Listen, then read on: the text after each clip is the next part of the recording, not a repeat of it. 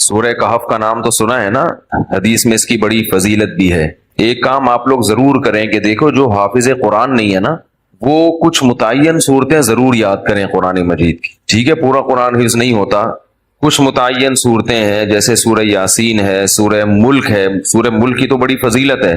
اسی طرح سورہ کہف ہے، یہ بھی زبانی یاد کریں۔ سورہ سجدہ ہے، یہ بھی زبانی یاد کریں۔ اور 30واں پارہ بھی مکمل زبانی اور 29واں بھی مکمل زبانی ہے۔ یہ دو پارے ہر ایک کو حفظ ہونے چاہیے، 29واں اور کیونکہ نمازوں میں پڑھے جاتے ہیں، 29واں 30واں مکمل یاد کر لیں، سورہ یاسین یاد کر لیں، سورہ ملک یاد کر لیں، اور سورہ کہف یاد کر لیں، سورہ سجدہ یاد کر لیں۔ سمجھ رہے ہیں؟ سورہ واقعہ یاد کر لیں، سورہ رحمان بھی یاد کر لیں، اگر سورہ رحمان یاد کرنا ذرا مشکل ہے، سورہ واقعہ یاد کر لیں۔ تو یہ چند صورتیں آپ یاد کریں گے نا، تو اس کا فائدہ کیا ہوگا کہ تہجد میں آپ لمبی نماز پڑھ سکتے ہیں۔ دیکھو سورہ کہف جمعے کے دن فضیلت ہے نا، وہ جمعے کی رات کو تہجد میں پڑھ لو سورہ کہف، فضیلت بھی حاصل ہو جائے گی اور نماز کا ثواب بھی مل جائے گا۔ جن لوگوں کو قرآن کا حصہ یاد نہیں ہوتا وہ تہجد لمبی رکعتیں پڑھ ہی نہیں سکتے، وہ علم طرح سے بس پڑھتے رہیں گے، رکوع کریں گے پھر اٹھیں گے۔ تو وہ تہجد میں جو ہے نا کچھ اپنا سینے میں اتنا قرآن محفوظ رکھنا چاہیے تاکہ کبھی انسان کی طبیعت میں نشاط ہوتا ہے، وہ لمبی نماز پڑھنا چاہتا ہے تو پڑھ سکے وہ۔ سمجھ رہے ہیں؟ 30واں پارہ ہے، ایک پارہ تہجد میں پڑھ لیں مکمل 30واں پارہ۔ تو یہ تھوڑا تھوڑا روزانہ قرآن مجید یاد کیا کریں۔ کیا ہو گیا بھائی؟ روزانہ آج سے عزم کریں کہ ہم روزانہ قرآن کا بے شک کچھ نہیں 4 لائنیں زبانی یاد کر لیں گے۔ ایک صفحے 15 لائنوں والا قرآن لے لیں، کیونکہ زیادہ تر حافظ میں نے دیکھے 15 لائنوں کے، ایک ہی ہمیشہ یاد۔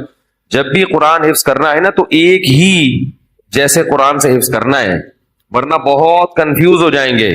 بھائی قرآن جو چھپتے ہیں نا ان میں کچھ 15 لائنوں والے ہوتے ہیں، کچھ 16 لائنوں والے ہوتے ہیں۔ کوئی سورت 15 لائنوں سے یاد کر لی، کوئی 16 سے، بہت کنفیوز ہو جائیں گے۔ پوری زندگی ایک جیسے قرآن سے ہی پھر پڑھا جاتا ہے۔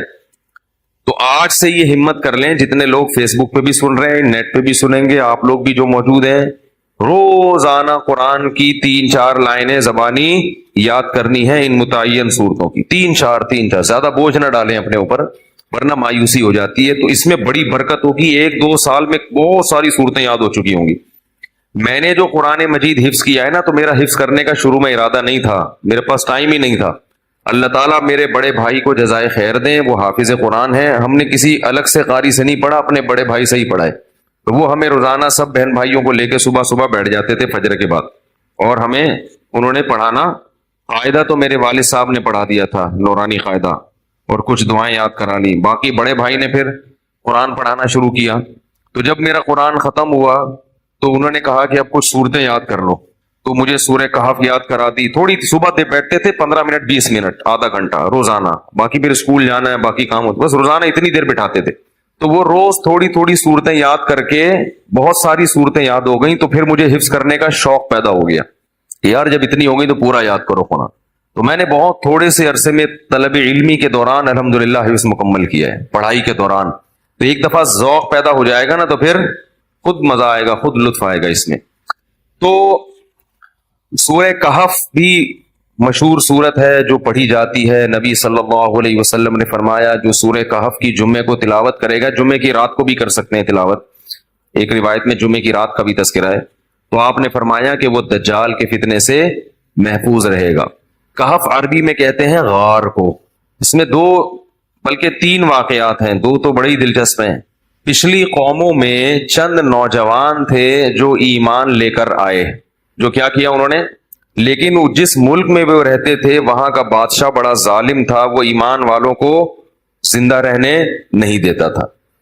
تو ان نوجوانوں نے مل کے یہ کہا کہ ہم یہاں رہ کر اپنے ایمان کی حفاظت نہیں کر سکتے، ایمان ظاہر کریں گے یہ ہمیں مار دیں گے، تو ہم اس ملک کو چھوڑ کر کہیں نکلتے ہیں۔ یہ بڑی قربانی ہوتی ہے اپنا ملک چھوڑ دینا اللہ کے لیے۔ ہمیں چھوڑنے کی ضرورت اس لیے نہیں ہے کہ ہم چھوڑ کے جائیں گے کہاں، یہ بڑا مسئلہ ہے نا۔ تو ہم یہیں رہ کے دین پر عمل کریں، اور الحمدللہ اللہ کا شکر ہے اتنا ہے کہ جو کرنا چاہے تو عمل کر سکتا ہے۔ تو انہوں نے کہا کہ اب ہم کیا کرتے ہیں، یہاں سے نکلتے ہیں۔ اب اللہ نے دیکھو ان کے ساتھ کیسی رحمت کا معاملہ کیا۔ اصل میں یہود و نصارہ اس واقعے کو جانتے تھے، تو وہ نبی کی نبوت کا امتحان لے کے لیے انہوں نے نبی سے یہ واقعہ پوچھا کہ اصحاب کہف کا کیا واقعہ ہے۔ یہود و نصارہ تو جانتے تھے، ان کی آسمانی کتابوں میں بھی تھا، تاریخ سے بھی نقل ہوتا چلا آ رہا تھا نا، بڑا دلچسپ واقعہ تھا، تو یہ چیزیں تو پھر سینہ بسینہ نقل ہوتی ہیں. لیکن یہ واقعات مشہور تھے مدینہ میں جہاں یہود و نصارہ رہتے تھے. اہل مکہ کو ان چیزوں کا علم نہیں تھا، تو انہوں نے نبی کا امتحان لینے کے لیے پوچھا کہ اصحاب کہف کا کیا واقعہ ہے. تو اس پر اللہ تعالیٰ نے سورہ کہف نازل کی اور بتایا انہم فتیۃ آمنوا بربہم، چند نوجوان تھے جو اپنے رب پر ایمان لائے. اکثر توبہ کی توفیق جوانی میں ملتی ہے، چاہے گناہوں سے توبہ کرنی ہو یا کفر سے توبہ کرنی ہو. میں نے بوڑھوں کو بہت کم دیکھا اسلام قبول کرتے ہوئے، بلکہ دیکھا ہی نہیں. جتنے میں نے غیر مسلمان ہوتے ہوئے اپنی زندگی میں دیکھے ہیں وہ سب کیا ہوتے ہیں؟ جوان. حالانکہ اس وقت مزے اڑانے کی عمر ہوتی ہے. پتہ یہ چلتا ہے کہ جوانی میں توبہ آسان ہے، بڑھاپے میں توبہ مشکل. کیوں؟ جوانی میں جیسے گناہوں کا جوش ہوتا ہے تو گناہ سے بچنے کا جذبہ بھی جوانی میں ہی پیدا ہوتا ہے، کیونکہ جوش کا ہونا ضروری ہے گناہ کے لیے بھی اور توبہ کے لیے بھی. کیا ہو گیا بھائی ایک آگ بھڑکتی ہو نا جسم میں، گناہ کی بھی آگ بھڑکتی ہے اور گناہ سے توبہ کے لیے بھی جذبہ چاہیے. بڑھاپے میں جذبات کیا ہو جاتے ہیں؟ ٹھنڈے. نہ گناہ کا وہ جذبہ رہتا ہے اور نہ گناہ سے توبہ کا وہ جذبہ رہتا ہے، لہذا نیوٹرل ہو جاتا ہے. بس جس حال میں جوانی گزاری اسی میں رہتا ہے. کہتا ہے چھوڑو اب کیا توبہ کرنی، بس آرام سے مجھے زندگی گزارنے دو، مرنے دو آرام سے، چاہے وہ کافر ہو یا گناہ گار ہو.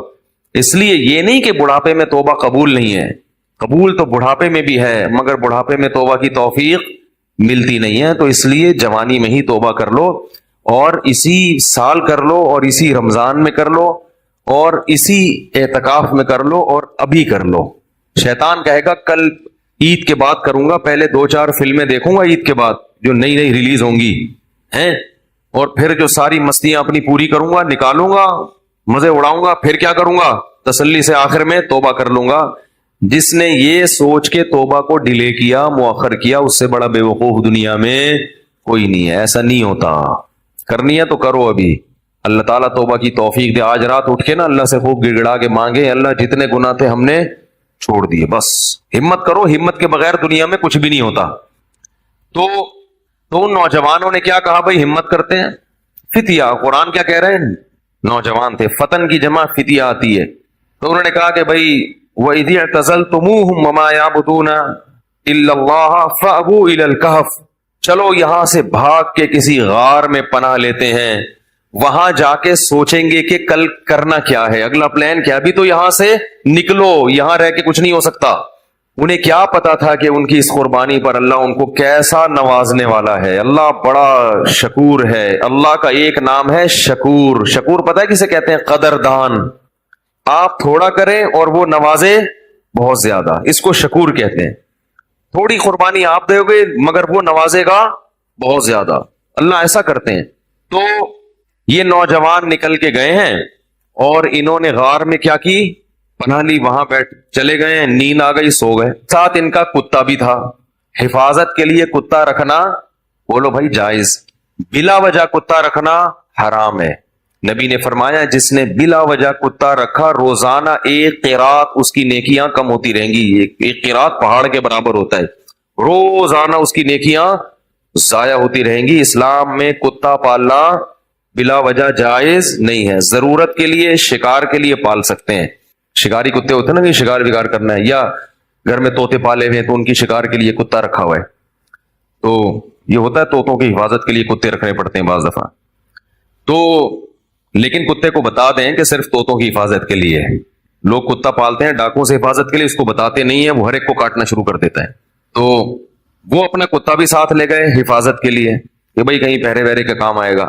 تو غار میں ان کو نیند آئی اور کتا کہاں بیٹھا ہوا ہے؟ غار کے کنارے پہ. وہ حفاظت کے لیے بیٹھا ہوا تھا کہ بھئی کوئی آئے گا تو بھونک کے ان کو بتائے گا بھئی بندہ آیا ہوا کوئی. تو اب جو ہے قرآن کہتا ہے کہ ہم نے ان پہ نیند کو مسلط کر دیا، سو گئے. وَلَبِثُوا فِي كَهْفِهِمْ 300 سِنِينَ وَازْدَادُوا 9 309 سال سوئے ہیں. کتنے؟ 309 سال. وَنُقَلِّبُهُمْ ذَاتَ الْيَمِينِ وَذَاتَ الشِّمَالِ، اگر انسان ایک ہی پہلو پہ لیٹا رہے نا تو زمین کھا جاتی ہے اس کو. تو اللہ فرماتے ہم ان کو کروٹیں بھی دلاتے رہے. وَتَرَى الشَّمْسَ إِذَا طَلَعَتْ تَزَاوَرُ عَنْ كَهْفِهِمْ ذَاتَ الْيَمِينِ وَذَاتَ الشِّمَالِ وَإِذَا غَرَبَتْ تَقْرِضُهُمْ. جب سورج نکلتا تھا تو وہ بھی کترا کے نکلتا تھا، روشنی جائے گی مگر تیز دھوپ نہیں جائے گی، تاکہ سورج کی جلن، سورج کی کرنیں ان کی اسکن کو خراب نہ کریں. اور اللہ فرماتے ہیں 309 سال تک کتا جس انداز میں بیٹھا رہا ہے، لَوِ اطَّلَعْتَ لَوَلَّيْتَ مِنْهُمْ رُعْبًا وَلَمُلِئْتَ مِنْهُمْ فِرَارًا. وہ کیا ہے؟ لَوِ اطَّلَعْتَ عَلَيْهِمْ لَوَلَّيْتَ مِنْهُمْ فِرَارًا وَلَمُلِئْتَ مِنْهُمْ رُعْبًا. کہ تم اس کتے کو دیکھتے تو روب کی وجہ سے وہاں سے بھاگ جاتے. اللہ نے کتے پر ایسا روب ڈال دیا کہ کوئی بھی اس کے قریب پٹک نہیں سکتا، تاکہ ایسا نہ ہو کہ 309 سال میں ظاہر ہے کتنے لوگ یہاں سے گزریں گے، غار میں جا کے ان کو نقصان نہ پہنچائے. تو کتے کی ایسی وحشت. 309 سال کے بعد اللہ نے ان کو اس دوران کیا ہوا؟ وہاں حکومت کا کیا ہو گیا؟ بادشاہ مر گیا، پوری رعایا تبدیل ہو گئی، کوئی نیک بادشاہ آ گیا اس ملک میں جو توحید پرست تھا اور نیک لوگوں کی قدر کرتا تھا. پوری رعایا تبدیل ہو گئی، حکومت تبدیل ہو گئی 309 سال میں. تو یہ 309 سال کے بعد سو کے اٹھے ہیں، اب پریشان ہے کہ یار ہم کتنا سوئے ہیں. کسی نے کہا کہ ہم 24 گھنٹے سوئے ہیں، کسی نے کہا کہ نہیں بھائی آدھا، کیونکہ یہ تو سوچ ہی نہیں سکتے تھے نا اتنے 100 سال تک ہم سوتے رہے. تو ایک نے کہا کہ اللہ ربکم اعلم بما لبثتم، اللہ کو پتا ہے بھائی کتنا سوئے ہیں، چھوڑو اس بحث میں کیا پڑھنا، 24 گھنٹے یا آدھا دن یا ایک دن، چھوڑو کیا کرنا اس بحث. تو ایسا کرو فبعثوا بورقکم هذه الى المدینہ. کیا ہوا بھائی؟ فبعثوا بورقکم هذه الى المدینہ، یہ سکہ رائج الوقت لے کے جاؤ. کیا کرو؟ سکہ رائج الوقت. یہ رائج الوقت میں خود لگا رہا ہوں کیونکہ آج کسی کا نکاح پڑا ہے نا جمعے میں، اس میں لکھا تھا 1,00,000 روپے سکہ رائج الوقت. تو یہ پرانی اصطلاحات پتہ نہیں لوگ کیوں استعمال کرتے ہیں بھائی. تو رائج الوقت ہی ہے اور کیا ہوگا. بیوی رائج الوقت ہے، دولہا رائج الوقت چل رہا ہے، تو سکہ بھی کون سا ہوگا؟ رائج الوقت ہی ہوگا. تو انہوں نے کہا کہ یہ سکے لے کے جاؤ، کرنسی لے کے جاؤ. فَلْيَنْظُرْ أَيُّهَا أَزْكَىٰ طَعَامًا، اور دیکھ کر آؤ کون سا پاکیزہ کھانا ہے، کیونکہ غیر مسلم ریاست ہے، حلال ملنا، اس سے پتہ چلتا ہے کہ غیر مسلم اسٹیٹ میں رہنا بڑا مشکل کام ہے. لوگ یورپ امریکہ میں جا کے جو آئے کھا لیتے، کہتے بسم اللہ پڑھ کے کھا لو، یہاں کیا حلال حرام، اتنا مشکل کام ہے. نہیں، آپ کو تحقیق کرنی پڑے گی. غیر مسلم ملک میں گوشت کھانا آپ کے لیے حلال نہیں ہے جب تک کہ یقین نہ ہو کہ یہ حلال طریقے سے ذبح کیا گیا ہے. اور محض حلال کا ٹھپا کافی بولو یار نہیں ہے، کہتے اس پہ حلال کا ٹھپا لگا. حلال کا ٹھپا لگانے میں کتنے ٹائم لگتا ہے. لوگوں نے مہرے بنا کے رکھی ہوئی، حلال لکھا ہوا ہے، ہر چیز پہ سور پہ بھی ٹھپا لگا رہے ہیں حلال. جو چیز آ رہی ہے اس پہ کیا لگا دیتے ہیں؟ حلال کا ٹھپا. جو بھی ان ملکوں میں رہتے ہیں ان کی ذمہ داری ہے کہ چکن کھا رہے ہیں، بکرا کھا رہے ہیں، جا کے پہلے تحقیق کریں کہ اس کمپنی میں حلال ہے بھی یا نہیں ہے. مشینی ذبیحہ ہماری تحقیق میں حلال نہیں ہے. قرآن میں صاف ہے کہ جس جانور پر اللہ کا نام نہ لیا جائے اسے کھانا جائز نہیں ہے. اور نام لینے کا مطلب انسان نے نام نہ لیا ہو، مشین کا نام لینا کافی، مراد یہ کہ انسان اس پہ نام لے. تو انسان کا اللہ بسم اللہ اللہ اکبر پڑھنا ضروری ہے.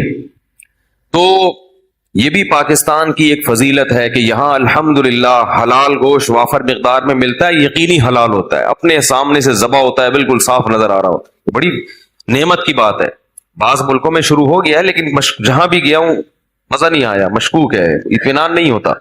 تو فَلْيَنْظُرْ أَيُّهَا أَزْكَىٰ طَعَامًا، دیکھ کر پاکیزہ مال لے کر آؤ. جو غیر مسلم ہے پتہ نہیں مردار بھی کھاتے ہوں گے، تو حلال تلاش کرو. وَلْيَتَلَطَّفْ، اور ذرا احتیاط سے جانا. لا يشعرن بكم احدا، کسی کو پتہ نہ چلے تمہارے بارے میں. چپکے سے جانا، رومال ڈال کے اور پتلی گلی سے راشن خرید کے، کھانا خرید کے لے آنا. انہم ان یظہروا علیکم یرجموکم، کیونکہ ان کو اگر ہمارا پتہ چل گیا ہمیں پتھروں سے مار کے ہلاک کر دیں گے، اتنے دشمن تھے اسلام کے. او یعیدوکم فی ملتہم، یا زبردستی تمہیں اسی دین میں لے آئیں گے.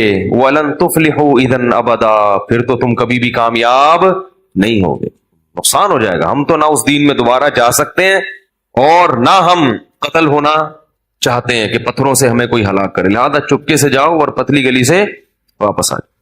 وہ جب چپکے سے گیا تو وہ دیکھ کے حیران ہو گیا، وہ یہ کیا ہے بھائی، یہ تو وہ علاقہ ہی نہیں ہے بھائی. تو علاقہ ہی چینج ہو گیا ہے. علاقہ کیا ہو گیا ہے؟ چینج ہو گیا ہے. سندھ والے جو ہے نا علاقے کو کہتے ہیں علاقہ، کہتے ہیں علاقے کی بات ہوتی ہے بھائی. تو یہ تو پورا علاقہ چینج ہو گیا. تو وہ حیران کہ وہ بادشاہ کہاں ہے. انہوں نے کہا کہ وہ بادشاہ تو بھائی 300 سال پرانی بات ہے, اس کے زمانے کی تو ٹرینیں بند ہو گئی ہیں, کون سے بادشاہ کی بات کر رہے ہیں. اس نے کہا بھائی وہ بادشاہ. انہوں نے کہا بھائی وہ پرانے زمانے کا قصہ ہے. انہوں نے پھر وہ کرنسی دکھائی. انہوں نے کہا یہ کرنسی تو 300 سال پہلے اسٹیٹ بینک نے پابندی لگا دی تھی, یہ کون سی کرنسی لے کے گھوم رہے ہو. بہرحال چونکہ تاریخی کتابوں میں نقل ہوتا چلا آ رہا تھا کہ چند لوگ تھے جو ایمان قبول کر کے ملک چھوڑ کر چلے گئے تھے, تو پھر انہوں نے اس کو بھی بلایا اپنے باقی ساتھیوں کو. پھر تحقیق ہوئی تو لوگوں کو یقین آ گیا کہ یہ اللہ نے کیا کیا ان کے ساتھ, ایک کرامت کا معاملہ کیا ہے کہ چونکہ یہ ایمان لائے تھے تو اللہ نے ان کو اس بادشاہ کے شر سے بچانے کے لیے 300 سال بعد والے جہان میں منتقل کر دیا ہے. تو اب لوگ ان کے عقیدت سے ہاتھ پاؤں چومنے لگے اور وہ بڑا ان کے جو ہے نا عقیدت اور محبت کرنے لگے. اور ان کے انتقال کے بعد وہاں انہوں نے لوگوں نے ایک مسجد بنائی اللہ کو یاد رکھنے کے لیے.